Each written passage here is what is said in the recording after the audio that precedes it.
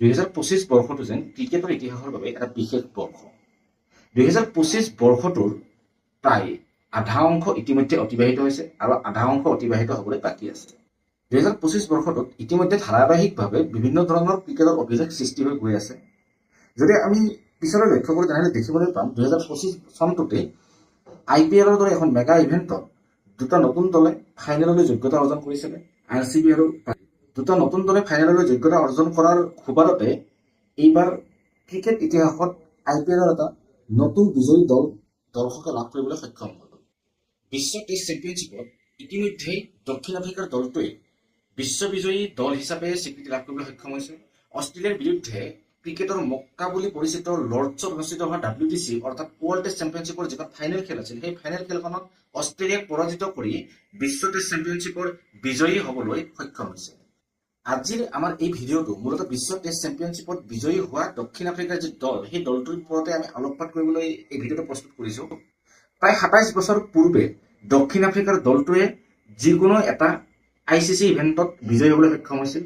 সুদীৰ্ঘ 27 বছৰৰ অন্তত এইবাৰ 2025 বৰ্ষত WTC অৰ্থাৎ ৱৰ্ল্ড টেষ্ট চেম্পিয়নশ্বিপৰ ফাইনেলত বিজয়ী হ'বলৈ সক্ষম হৈছিল।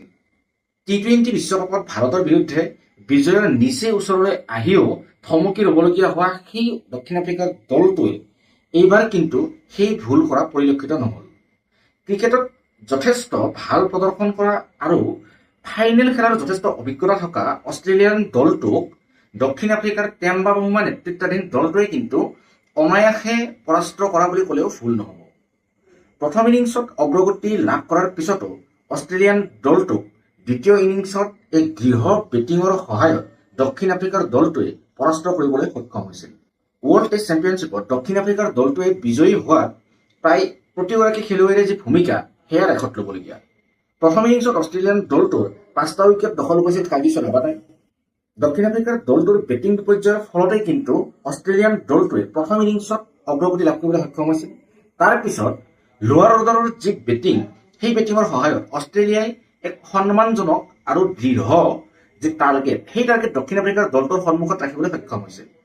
তাৰ পিছতে দ্বিতীয় ইনিংছ আৰম্ভ কৰিবলৈ অহা দক্ষিণ আফ্ৰিকাৰ বেটাৰসকলৰ প্ৰথম ইনিংছত 0 ৰান কৰি পেভিলিয়নমুখী হোৱা এইডেন মাৰ্ক্ৰামে এক দৃঢ়তাপূৰ্ণ ইনিংছ খেলি দক্ষিণ আফ্ৰিকাৰ বিজয়ত যথেষ্ট গুৰুত্বপূৰ্ণ ভূমিকা গ্ৰহণ কৰিছিল।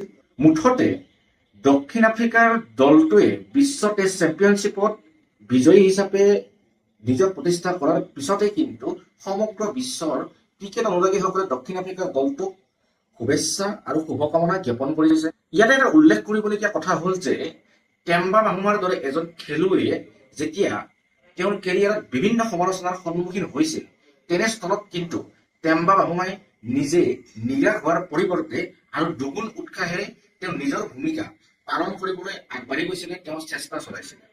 সমালোচকসকলৰ যি সমালোচনা, সেই সমালোচনাৰ উত্তৰ মুখেৰে প্ৰদান নকৰে টেম্বা বামুমাই তেওঁ নিজৰ যি যোগ্যতা, তেওঁ নিজৰ যি স্কিল, সেই স্কিলৰ সহায়ত প্ৰদান কৰিছে আৰু দক্ষিণ আফ্ৰিকাক সুদীৰ্ঘ 27 বছৰৰ মূৰত যিকোনো ICC ইভেণ্ট বিজয়ী হোৱাৰ সোৱাদ দিবলৈ সক্ষম হয়।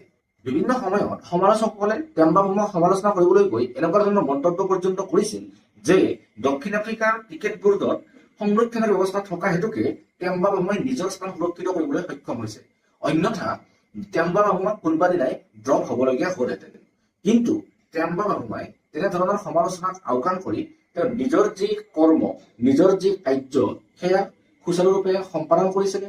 তেওঁ নিজৰ যি স্কিল, সেই স্কিল যাতে আৰু অধিক ডেভেলপ কৰিব পাৰে তাৰ বাবে কৰ্ম সম্পাদন কৰিছিলে। ইয়াৰ যি ফল, সেই ফল ইতিমধ্যে সমগ্ৰ ক্ৰিকেট বিশ্বই দেখিবলৈ সক্ষম হৈছে। টেম্বা বামুমাৰ নেতৃত্বত দক্ষিণ আফ্ৰিকাই WTC ফাইনেল জিকিবলৈ সক্ষম হৈছে। অষ্ট্ৰেলিয়াৰ দৰে এটা শক্তিশালী দলৰ বিৰুদ্ধে নেতৃত্ব প্ৰদান কৰি দক্ষিণ আফ্ৰিকাৰ দৰে এটা দলক বিজয়ী কৰাটো কিন্তু ইমান সহজ কথা নহয়। তথাপিও কিন্তু ইয়াক সহজ হিচাপে টেম্বা বামুমাই প্ৰমাণ কৰি দেখুৱালে। আজিৰ এই ভিডিঅ'টোৰ জৰিয়তে টেম্বা বামুমাৰ অধিনায়কত্বৰ লগতে দক্ষিণ আফ্ৰিকাৰ প্ৰতিগৰাকী বিজয়ী খেলুৱৈক আমি অভিনন্দন জ্ঞাপন কৰিছোঁ। আপোনালোকে আমাৰ এই ভিডিঅ'টো চাই কেনে পালে আমাক কমেণ্ট বক্সত জনাবলৈ নাপাহৰিব। এটা নতুন ভিডিঅ'ৰ সৈতে অতি সোনকালে আপোনালোকক লগ পোৱাৰ প্ৰতিশ্ৰুতিৰে আজিলৈ ধন্যবাদ।